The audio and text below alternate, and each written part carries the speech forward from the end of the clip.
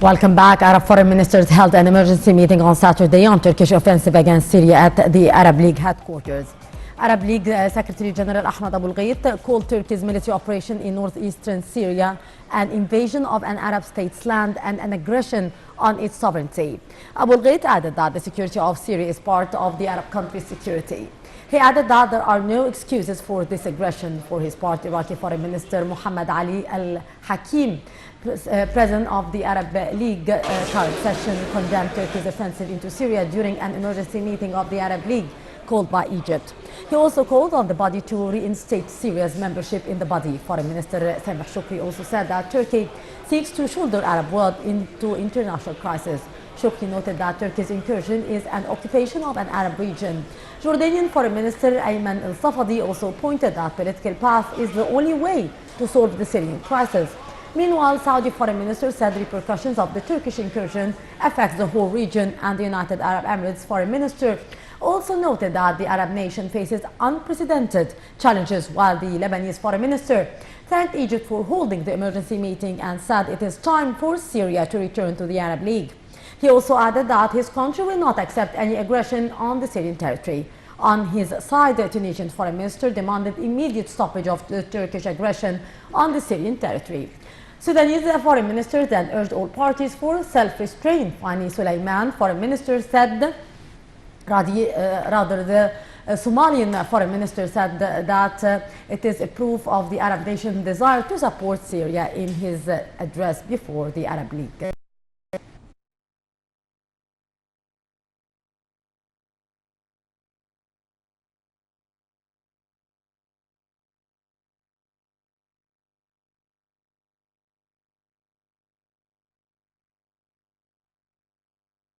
واحتضانها لكيانات وشخصيات ثبتت صلتها بالإرهاب وتسهيلها انتقال المقاتلين الإرهابيين لمختلف أنحاء المنطقة العربية، ومن ثم فإن الادعاءات التركية التي تحاول تبرير هذا العدوان السافر على سوريا بوصفه موجها ضد الإرهاب لا تؤكد على شيء سوى تهافت.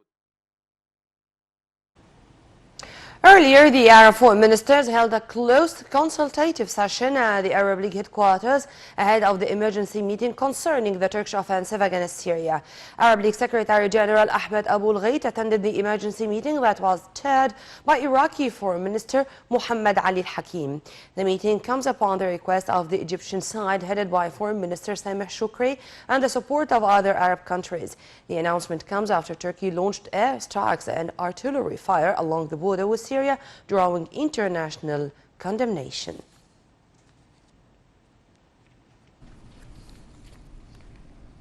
On the sidelines of the Arab League emergency meeting, Foreign Minister Sameh Shukri held a string of consultation meetings with his counterparts of Iraq, Saudi Arabia, the United Arab Emirates, Bahrain and Jordan concerning the Turkish aggression on Syria. In the meeting between Shukri and his Jordanian counterpart Ayman al-Safadi at Al Tahrir Palace, both ministers were keen to discuss the developments of the Turkish incursion on Syria and the consequences of this dangerous step on Syria's unity. This, as well as a path of political process according to the Security Council's decision number 2254. The meeting also tackled means of protecting Syria's sovereignty and unity of its people and the safety of its land. As part of Egypt and Bahrain close ties, Shukri met his Bahraini counterpart Sheikh Khalid bin Ahmed bin Mohammed Al Khalifa at Tahrir Palace ahead of the Arab League emergency meeting. Also ahead of the emergency meeting, Shukri convened with the Democratic Syrian Council delegation to discuss the situation in Syria. Turkey kept up its assault on Kurdish-held border towns in northeastern Syria on Saturday, on the fourth day of an offensive that's drawing growing international condemnation even from Washington. Buoyed by a night of steady advances, Turkish troops and their Syrian proxies pressed their advance into an area along the central section of the border that, although Kurdish controlled, is mainly ethnic Arab. The two towns at either end of the zone, Ras Al Ain and Tel Abyad, have come under heavy bombardment, prompting civilian residents to flee in their tens of thousands.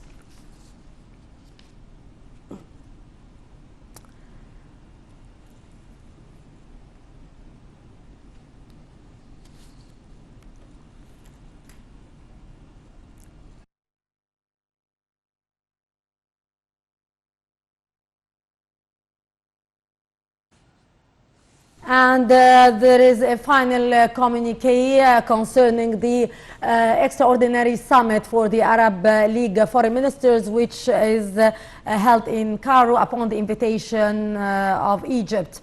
And moving on with Panorama News, where the Kurdish forces in northeastern Syria denied on Saturday claims by the Turkish Defense Ministry that its forces had taken the battleground border town of Ras Al Ain, the first in its 4-day-old offensive. Kurdish forces in northeastern Syria denied on Saturday's claims by the Turkish Defense Ministry that its forces had taken the battleground border town of Ras Al Ain, the first in its 4-day-old offensive. An official of the Kurdish-led Syrian Democratic Forces said that Kurdish fighters had temporarily pulled back from the town before launching a counter-offensive against Ankara's forces. The Britain-based Syrian Observatory for Human Rights reported that Ras Al Ain, a major target of the Turkish offensive, had yet to be overrun.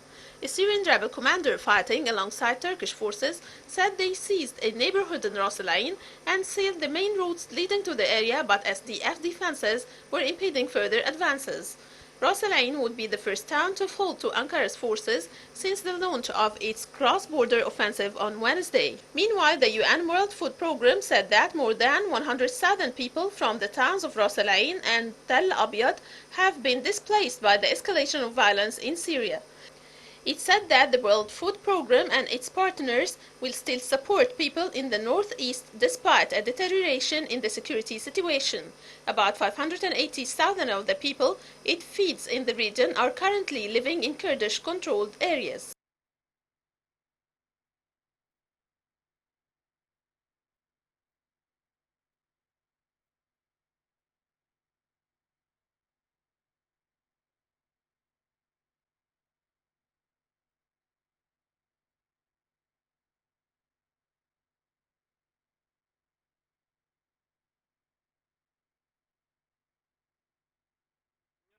الجلسة المفتوحة لإعداد البيان الختامي أو القرار الختامي. This is an open session to prepare the final communique, and there are some conservations regarding Qatar.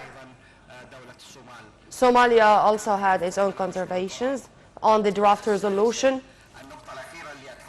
The final point, we agreed on mechanisms to follow up the situation now.